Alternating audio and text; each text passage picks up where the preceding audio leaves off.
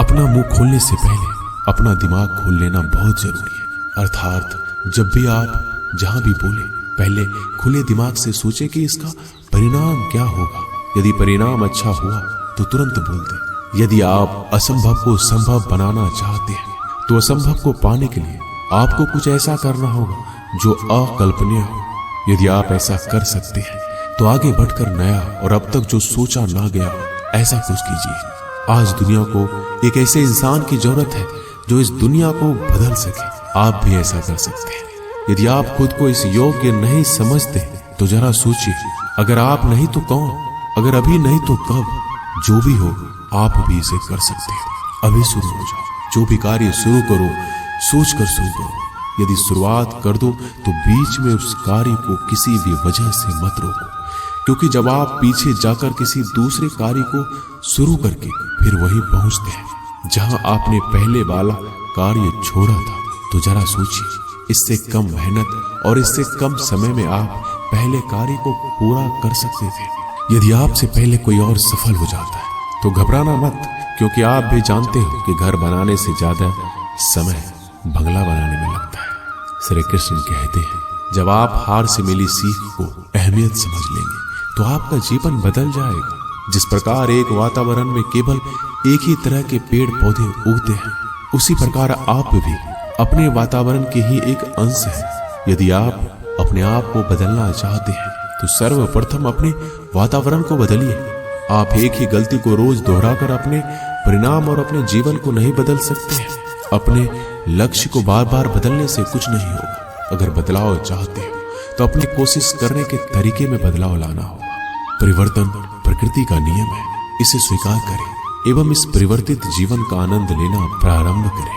श्री कृष्ण कहते हैं कि आप किसी भी चीज को लेकर चिंता करना छोड़ दीजिए, क्योंकि हमारी चिंता कोई और कर रहा है। इसलिए आप चिंता छोड़ उस काम पर पूरा फोकस लगा दीजिए जिससे आप अपने जीवन को बेहतर बनाने के लिए करना चाहते हैं। अगर ये सब करते हुए आपके साथ कुछ भी बुरा हो जाता है तो भी बिना रुके आपको अपनी मंजिल तय करनी होगी, आगे बढ़ना होगा, क्योंकि हमारे साथ जो कुछ भी बुरा या अच्छा होता है यह सब कुछ पहले से तय होता है।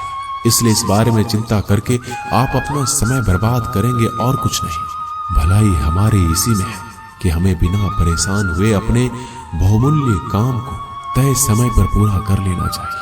भगवान हमारे बारे में सब कुछ पहले से तय करके रखे, बस हमें चिंता छोड़ लगातार प्रयास करना चाहिए। अंत में हमें जो मिलना है वो मिल जाएगा। दोस्तों, इसे हम आपको एक छोटी सी कहानी के माध्यम से बताते हैं। एक बार की बात है, दो लड़के एक आश्रम में काम करते थे। वो दोनों अपने गुरु की दिन रात सेवा करते थे। उन दोनों लड़कों में से एक लड़की की बहन की शादी तय हो गई थी।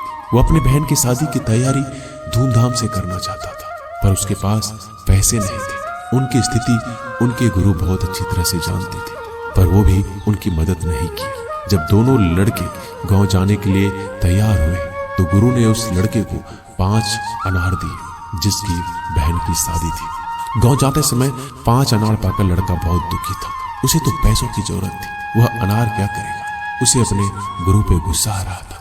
जब दोनों लड़के गांव की तरफ जा रहे थे तो रास्ते में राजा के सैनिक इस बात की घोषणा कर रही थी, क्या किसी के पास अनार है? राजा को इसकी बहुत जरूरत है।